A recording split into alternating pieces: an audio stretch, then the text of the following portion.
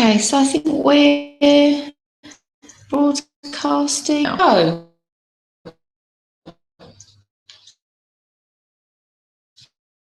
Hello, Tony.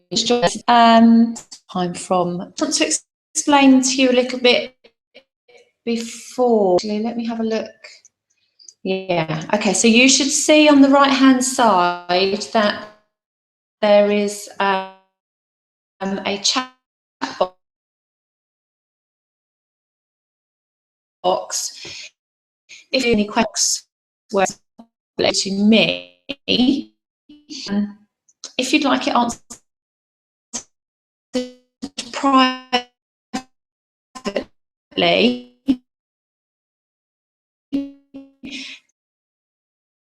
your name on Facebook, I can answer it for the benefit of everybody. So the webinar today is some steps to help you with talking to your teenager, because I find many people say to me, oh, you know, I just don't get any speech out of my teenager at all. So I'm going to help you with that today. Hey guys, and I apologise for the odd sound of my voice. I've had a bit of a cold and this is what's left for me. So I'm just going to get myself onto the slides and I'll just keep questions.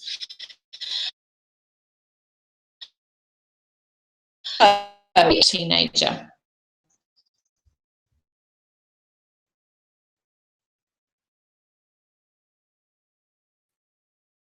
I'm going to ask you a question. How does hair make you feel? So what everybody does.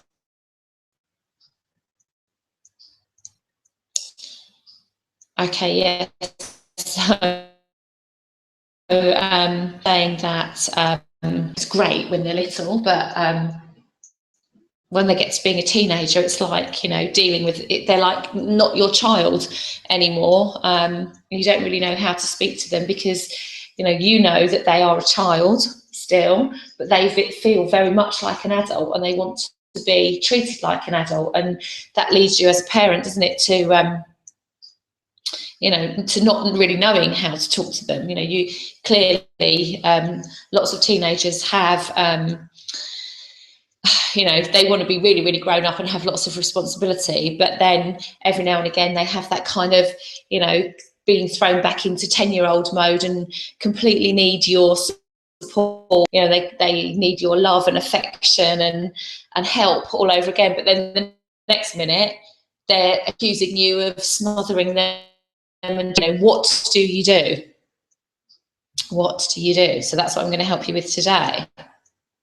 So I'm going to go through some ideas, some suggestions about how to talk to your teenagers. But I'm very aware that you are an adult, you are their parent, you have principles and values of your own. And I want you to very much feel that you can stick to your principles, you can be yourself, and you do need to still be a parent. But I'm just going to run through some ideas of what being a parent means and where we get those ideas from. So first of all, I'm going to just tell you a little bit about me and how I got to being here.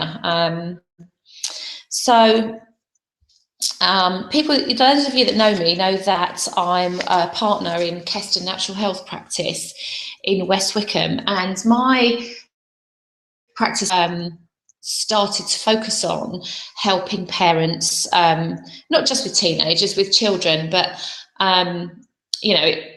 it seems to me that parents have most problems when their children are very little, the sort of 2, 3, 4 age, and then the sort of 12 up to about probably 16, and then they're sorted and then it's all fine. So my practice very much focuses on the parents, as it's you that really, you have big influence on your kids' lives, and you know, and that's a great thing. That's something to be really proud of, and it's something that all of us as parents want to feel good about. But I haven't always done that. Explain to you a little bit about how I got here, and I do also go into schools and talk to teenagers about this, because I see them, I hear them talking about not really knowing what they want to do, being pushed down a certain route.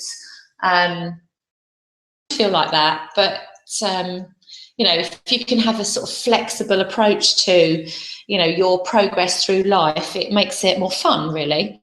So when I was about 10, what I really wanted to do, I wanted to be a singer, and I specifically wanted to be in the Nolans. My dream was to be a singer in a band like the Nolans, and you know, it was irrelevant to me really that I wasn't born into the Nolan family. That's just what I wanted to do. And then as I got a little bit older, I came on the scene and was, you know, all over the media, and I thought, what a brilliant job it looked. You know, look at that picture there with, you know, children in their paint, and you know, I really, really, really wanted to do that. But I went to a school where it was a selective school, and you know, clever girls didn't do things like being a nanny. They did serious academic jobs. So I was so I decided, I got quite interested in the way the mind works and criminology, you know, what drives people to do certain things. So I sort of had this idea that I perhaps might go into forensic psychology. And actually that's something that's still, you know, being a coach, you know, people's motivation really, really interests me. But while I was at school, I'd kind of fallen out of love with academic education, and I actually didn't do well enough in my A-levels to go and do a psychology degree where I wanted to go. So I then, after I got my A-level results, applied to teach training college, and I did a degree in primary school education and focused on the and Key Stage 1. So from trained to teach children from the age of about 3 up to 6 or 7. And I got a job doing that, and I really loved it. And then I had my children, and I thought, oh, do you know, I don't really want to go back into teaching. It's a really, really hard job, and you know, you have to have a lot of energy to be able to do that. And I also wanted to be able to focus on my own children and not be to do that. So while I was at home with my children, I got really interested in healthcare, and I was already doing some Tai Chi, and I just did more of that, and eventually as a Tai Chi instructor. But I also did things like I did a qualification in homeopathy. I trained to be a massage therapist, did various techniques in that, and eventually I also did Shaw Wilkins from the Chrysalis Effect, and into them an event, and they had set up a business helping people recover from ME and chronic fatigue, because they had ME and had tried various different therapies, and they packaged all this together to have built a fantastic coaching program for people that have fatigue problems. And if any of you want to know about that, you can contact me, details of that. But I trained with them, and whilst I started working with people recovering from ME, I discovered that many of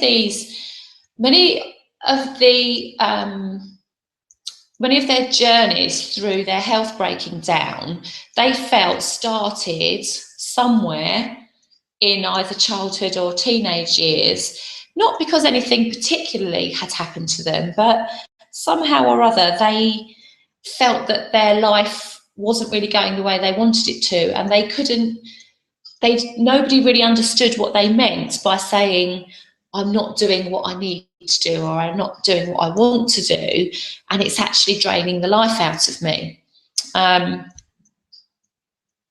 So next slide. So I had my own family. And then, I'll just have a little drink. So I found that I was always happiest working with kids, although I was very, very interested in how people's feelings about their really, really dominated that. And I also had some experience of my children suffering from fatigue. When he was around, he kept becoming slightly, really properly unwell, and that went on for about 6 or 7 months. And the doctor said to me that she felt he was very bored at school and understimulated, and that was causing him anxiety and stress and fatigue and sort of low-level chronic illness. And we found that when we moved him to a different school where he was much happier, he never had those problems again. And then my daughter as well, when she struggled doing well at school, but because it wasn't her passion and she really didn't want to be there, and she just found it really, really stressful to be there. And again, we discovered that, you know, when she moved schools, and she's now at performing arts, her whole life has turned around. And it really, really interests me how much effect that can have on teenagers. And actually, if they can't articulate that, if they don't know what it is, how are they ever going to get out of that? So, you know, some of what I teach is to do with, you know, how to avoid arguments, but also it's about allowing your teenagers to really unpack and express how they feel about things, so that they don't bottle it up. You know, they have the means to do that. So today,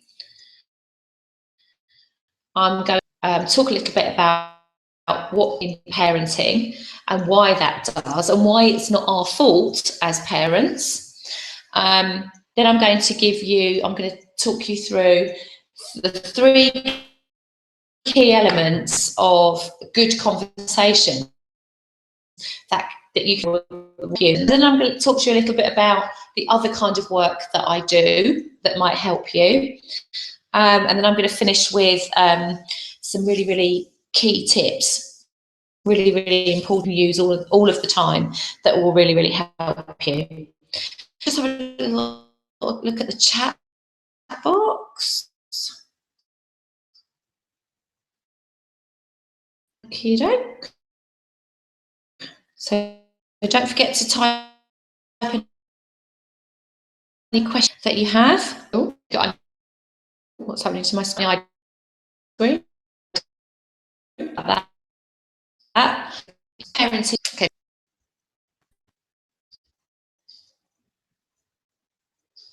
Okay, so when we first become parents, when we look at parents, other parents, we have these ideas of, you know, it's a responsible job, it's an important job.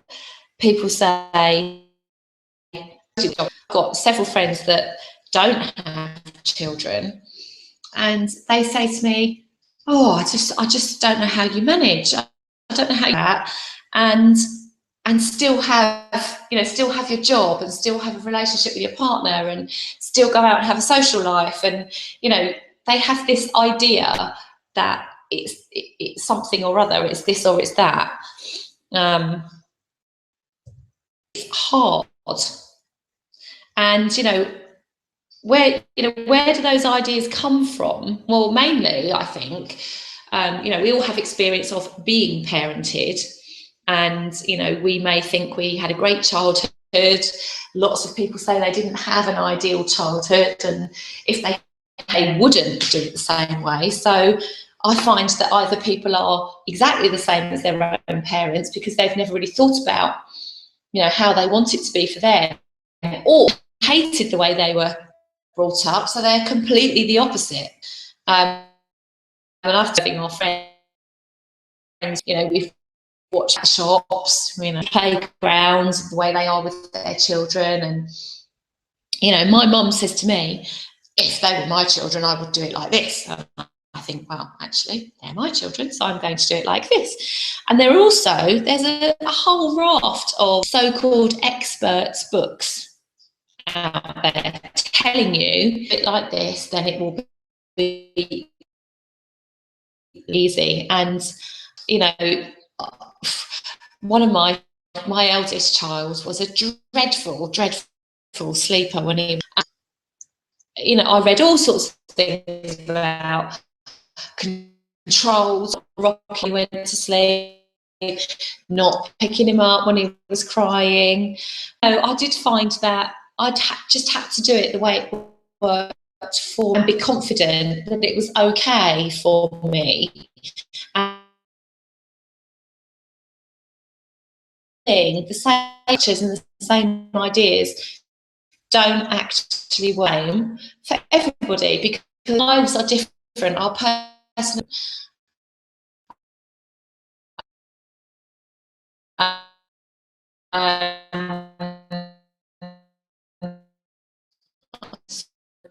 okay, so what do you do if, you know, you're told you should, you know, your teenagers, you know, they're children, you just need to rule them, but, you know, if you don't, you know, you've only got yourself to blame. So what do you do when you feel that it's really, really uncomfortable for you? Well, I would encourage you, if it doesn't feel right to you, find another way of doing it. Find your own way of doing it. You know, your children will be like you in many ways, and they will respond to you as a real person, not as a structure from a book. If you're uncomfortable with the way you parent your teenagers, well, they are going to know that. They will pick up on your and, you know, kids are really good, aren't they, at if there's a slight little chink, then they will exploit that. You know, it's in their nature to do that, because they're testing out their own powers, I guess you might call it, you know, but their own personality. They, you know, we all, as we grow up, we want to, you know, we want to try to be ourselves bigger and better. It is a natural, it seems to be a natural part of being a teenager to automatically with something. So if they sense you feeling uneasy, it is the perfect opportunity of them to try to take control. And, you know, you as the parent, you know, you are the adult, and at some level you need to be the person that's in control of that. But I do think that, you know, we can afford to give our teenagers more control than we perhaps are inclined to do. But, you know, if you've been told with teenagers, you know, you just have to argue with them, you just have to always be unhappy, and you do it, you know, it's not, if that's your expectation, then it's never, I don't believe it's ever going to be any different for you. But, you know, I'm here to tell you today that actually it can be a lot different. So I would say, okay, what are we on? Number 15. If your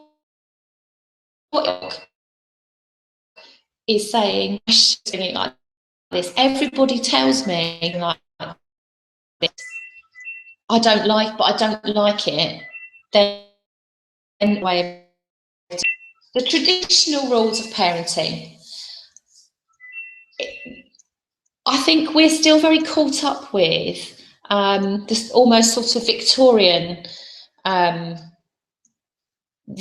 model of parenting, that kids should do as they're told.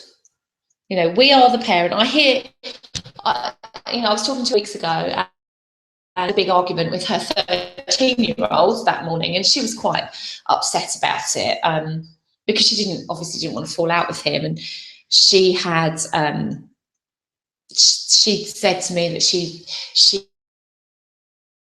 him and wasn't really very proud of. But she also told me that she said, I'm the adult and he's the child, and he needs to realise, and yes, 13-year-olds are children, but I remember how you felt, 13-year-old, trying to be more grown up, believing, you know, when I was 13, I thought, clearly, and my kids, parents held me and supported me so that I didn't fall flat on my face and do something. So I think, that your boundaries are your boundaries, personal to each of us. But I would question locking horns with your teenager and telling them they have to do as they're told is possibly not the easiest way to get them to do what you want them to do. And again, this idea of arguing with your teenagers all the time, that's just an expectation. It doesn't need to be like that. And expecting that your teenagers are going to be abusive to you and strong and they're at you like being a teenager. You don't need to expect that.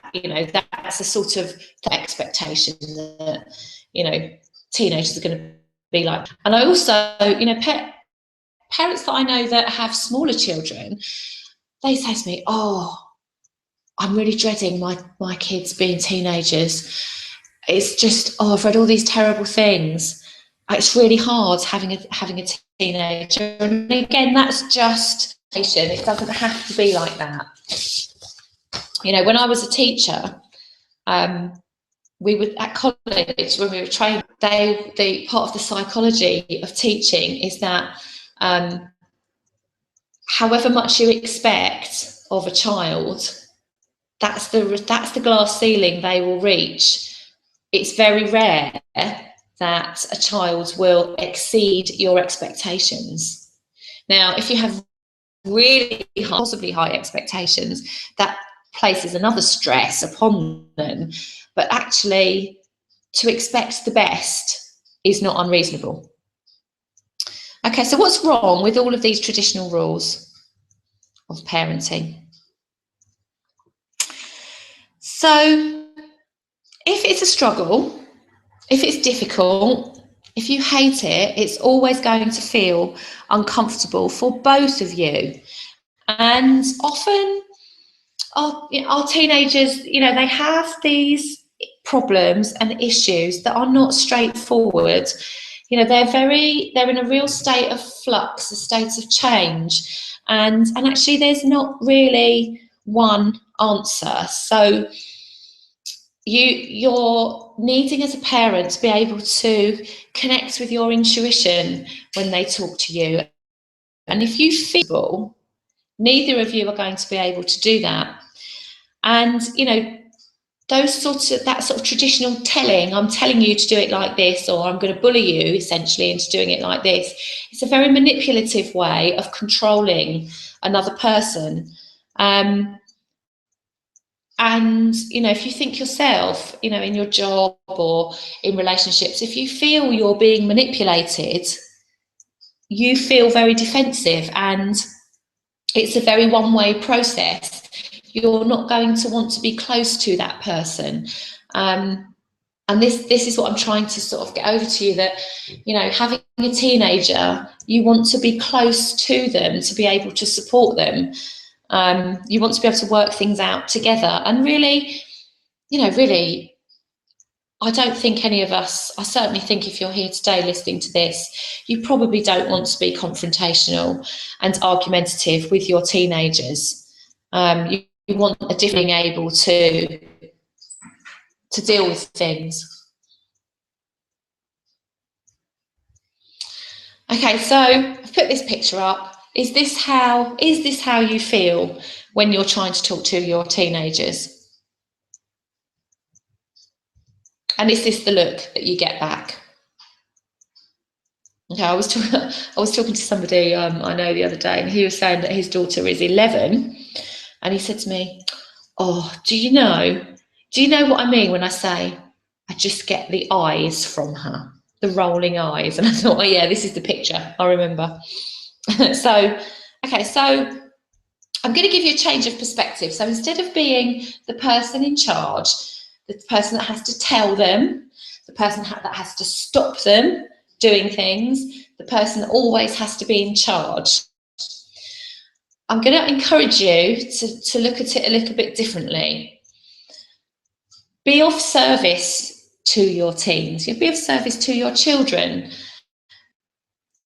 You don't have to be the one that, you know, squeezes them into a box. If you're there to guide them and support them in service to your teenagers, and I don't in any way mean that you're there to serve them for every whim. You know, you're not there to always be doing their washing, always be putting their dinner on the table, always be clearing up after them.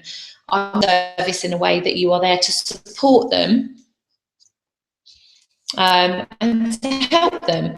And with teenagers, it can be more of a two-way process. When they're little, when they're, you know, 3 or 4, and you're walking down the road, and obviously you don't want them being run over, you have to tell them to hold them, to stop at the curb, and you have to tell them not to go off with strangers. But when they're older, it can be more of a two-way process. You can show them, you know, in talking to them, you can discover things about them. And also, you know, they have started to make decisions for themselves. You know, they have to make decisions every day when they go to school. Lots of them go to school on their own, have to make decisions about getting on the bus, even whether they're going to go to school. You know, some teenagers decide not to go to school and, you know, go down the park and spend the day in the park. But, you know, that they're making a decision. They've made decisions perhaps about the subjects they're doing, or the type, you know, their friends. They've made decisions about who they want to be friends with. They're making decisions about the type of food they want to eat, the type of activities they want to be involved. You know, that's a point of conversation for you, that their view, there'd be the same decisions that you make, but actually, you know, not necessarily better than there can be more. There may be no solution to a problem. It might just be a case of talking about it and seeing what happens, supporting them through that process. Okie doke. So, next slide. And of course, you know, there will be, as I've said before, you know, it seems to be pre-programmed that teenagers sometimes object to you. And that's completely natural. It's completely normal. It doesn't mean that they hate you. It doesn't mean that what you've said is rubbish. It's just that they are trying to work out their point of view. They're trying to make a decision. And they're in this very sort of emotionally changing state. And sometimes it can be really overwhelming for them, and it's easy to object. So, you know, with my teenagers and the teenagers that I work, I very much try to live ability and change all the time. Even to in a better place than when they started having that conversation with me, because I can't come to agree. You don't have to make them feel worse, because, you know, if you picture yourself in a conversation, you know, it's horrible, isn't it? If you leave a conversation, that was terrible, oh my goodness, you know, what have I done, or why were they like me? Just energy to be in. So conversation, feeling better. Well, you know, I think that's a great place. Okay, so elements in talking to your children, talking to your teenagers. serve them, and I'll talk a little bit. I'll talk through these points in more depth in a minute. Provide them with a place of safety, a place of safety. With your parents, they're the people that best, until you're in a partner type relationship.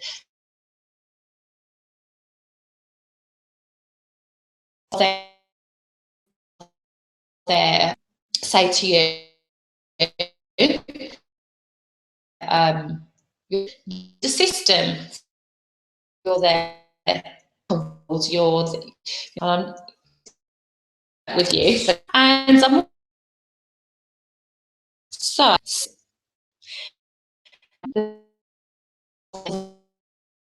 what it might be that you need to say to them, or that just was not acceptable,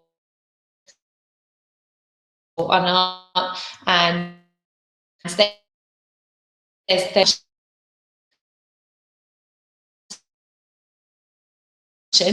for that, or it to allow they just, and they it out.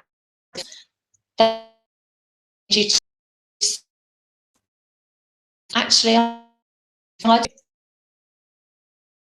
so it doesn't mean be passive.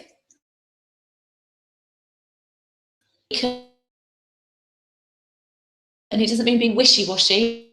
It's giving the brilliant, and also to realise when we have our own, and to acknowledge that actually that might for us at that particular time. So providing through safety, hormonally, if nothing,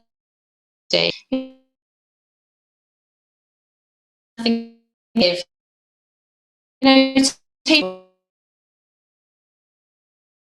changes, they're going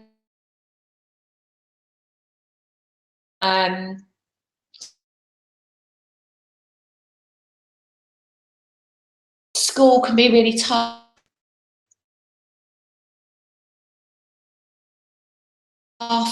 Relationships can be really tough. And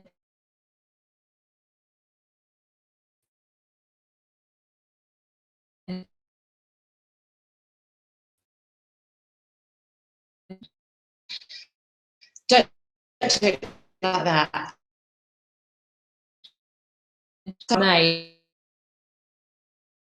Well, we all have to make mistakes, but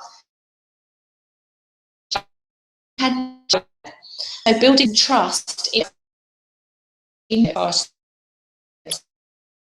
say it's critical into anything, and that guidance, whether it's up.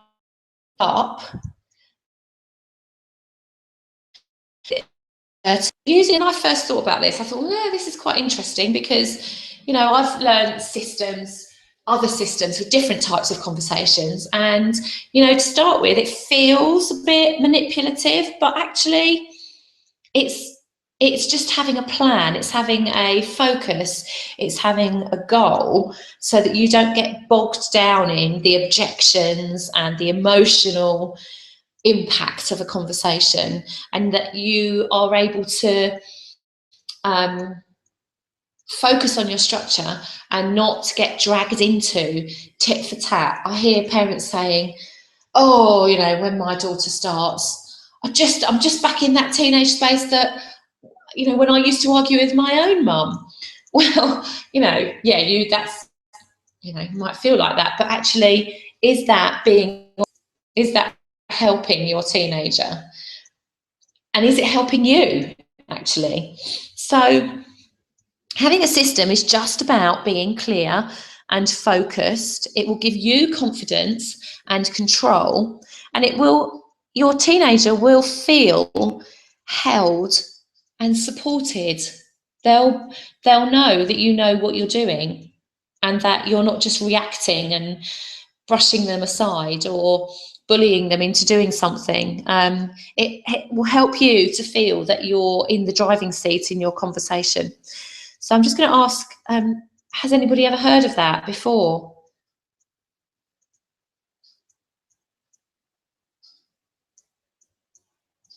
Okay, it seems not.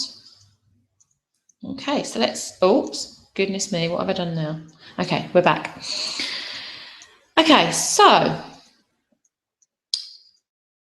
system that you can use. When I work with people more in depth, I do use a slightly longer system, a more detailed system, and I'll tell you a little bit about that later. But this is a quick system that you can use that will help you today.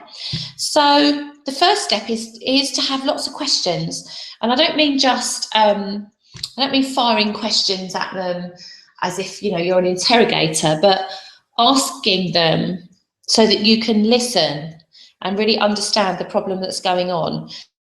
And also not stepping in with questions while they're talking. So listening and prompting, feel as, you know, they just feel that you're listening, that you are really listening and hearing them.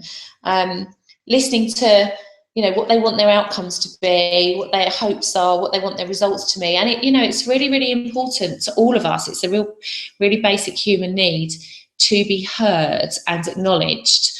And I think, you know, with our really, really busy lives, and particularly, you know, if you've got teenagers, you know, many of us go back to work and actually we're really tired and really busy, and it's really really easy just to brush it all aside and say, can you talk to me about that when I'm less busy? But actually, sometimes it's important for them to be heard for a few minutes just at that particular time. And then the second step is to discuss all the possible solutions. And I do mean all the solutions. Some of them are going to be, some of them are just going to be what you consider to be unacceptable, but getting them out there in the open and discussing them, you know, the pros and cons of how they are, the pros and cons of those solutions, you know, it's really important, because then they, you know, you might all realise that actually that's a much better solution to the one I thought of in the first place. And then seeing whether you can all make a decision. Now, sometimes that's possible and sometimes that might not be possible, but your decision might be to think about it and make a decision later. But to have no decision is actually very, very draining. Oh, I can just see that my computer's going to run out of battery. Just going to plug it in. There we go. So it's very draining. That state of indecision is very draining. So that's just a quick 3-step system. So keep asking questions but not interrupting, so that you really find out and you really hear what the problems are. And then think of, you know, try and work through lots of solutions so that there's a range, and you can talk about the pros and cons and see whether you and your teenager can come to a decision, a conclusion. So what I do I've developed an online program that's going to help. That 3-step program is going to help you straight away, but obviously in a 1 hour webinar, I can't go through everything. So I'm just going to run through really briefly what I do I've got an online program that you can join me on, and how you can work through that. So it's called You Really Can Talk to Your Teens. So obviously we talk about what goes wrong, why you don't feel you can talk to your teens, how, the type of parenting model that you use, and why it might not be right for you. Then the following week, we go on to talking about, what do you think is a good conversation, and what makes a bad conversation? What happens in a conversation so that you think, oh, that wasn't really how I wanted it to go? So then we learn about the conversation process and a model for a conversation process that's always going to keep you focused and keep you clear. Then I'm going to give you a structure in getting started with great conversations, how you can get more than one solution out of a conversation. And then, the obvious, dealing with objections, really how to have a conversation and try to avoid those objections. If you can have a great conversation, all of those objections are dealt with in that conversation, and there doesn't need to be any objection. But if you do get objections, how do you deal with them positively and not just throw your hands up and say, well, that didn't really help? So I can teach you how to deal with all of that. And then in the last week, so it's 7 weeks, pulling it all together, and we'll have a Q&A session, talking about any problems that you might have had, going through any extra information that you might need. So that's a 7-week online program where you'll join me on a similar webinar to this. I'll be sending you information, worksheets, perhaps books that you might also want to read. So this is how you join. This is how you join me on the 7-week program. It's priced at £197 for a 7-week program. So it's great value. So divide 197 by 7 weeks, and that's your weekly cost. That's the link to join. If you put that URL onto the internet, you'll get through to a booking page. But because you've joined me today, I'd really like to offer you that for £97 today, and I'm going to keep that price up for the next 72 hours. So actually, it's like a bit over £12 per week for an investment that's going to really, really help you. You'll have those recordings forever, so you can always go back and listen to them. It's £12 a week. You might buy a book that costs you that, or you might buy a DVD, or you might buy, you can spend that in the pub in 2 drinks, less than 2 drinks, can't you? So because I know how difficult it is to book in things. I've watched webinars before and thought, oh, that's a great idea, I'm going to book that. And then I go off the call and I get distracted by something else, and I think, oh, I didn't do that. As a real fast action bonus, if you book today before midnight, I'd really like to offer you a 60-minute call with me, and that can be either something to do with your teenagers or your children, or anything else that you want some coaching with. A 60-minute call, and that would normally cost you, it would normally cost you £72 as a standalone. So you're getting that absolutely free, which, I'd love you to join me in that, because I think, a 60-minute call, you can work through some, really, really good things and come out feeling great. And that can be just for you. It doesn't have to be anything to do with your teenagers. Okay, so your tips for today regarding your conversations. So we all have lots of different, oh, excuse me, my throat's worse than I thought it was going to be. So we all have lots of different types of conversations, and not every conversation needs to be a sort of full-on heart-to-heart, bearing your soul conversation. So I'd say to you, try to recognise what kind of conversation it needs to be.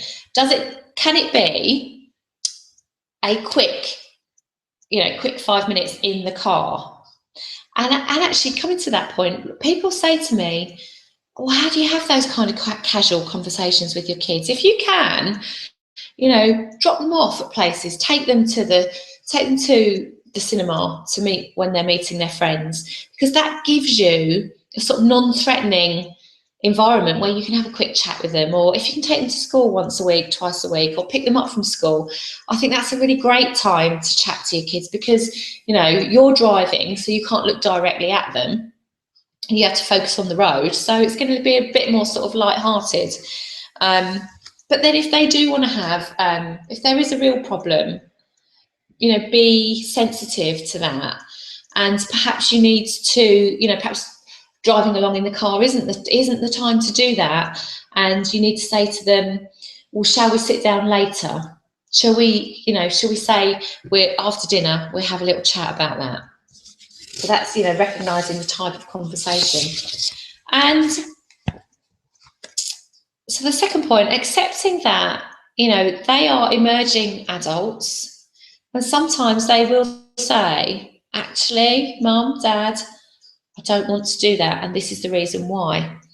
And actually, it's okay, as long as you have discussed it and you're happy that they have made a sensible decision and they're being responsible for that. It's okay for them to say no. When you're chatting to them, ask them whether it's okay for you to say what you think. Is it okay for you if I give you, give you my thoughts on that? You don't have to take that advice, but is it okay? And they're rarely going to say no. Rarely, if they're talking to you, they want your help, they want your support. But it just has a different energy if you say, can I give you my thoughts on that? And on the other hand, if you really are passionate about something, just rein it in a little bit until you've heard what they have to say. If you go in all guns blazing, or you say, oh, I know exactly how you feel, I know how to deal with that, and you don't actually listen to them, they're not being heard, and they're going to feel that you're just being pushy. You're talking at them. So if you stick to that structure of asking questions, hearing them, really listening, talking about solutions, you can get your solutions in there and making a decision. You're not going to come across as being pushy and manipulative. And then know when it's time to let go. Know when you've said enough and that it's time for them to process it and work it out in their own mind and come back to you. So that's basically how I work with parents. And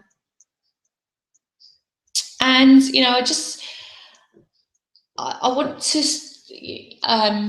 encourage you to feel that your life with your teenager and your future with your teenager is exciting. They're really, really growing up. They're growing up into adults, and you've done a lot of your work as a parent, and you're just giving them that final sort of support for their brilliant future. And it's a great time having a teenager.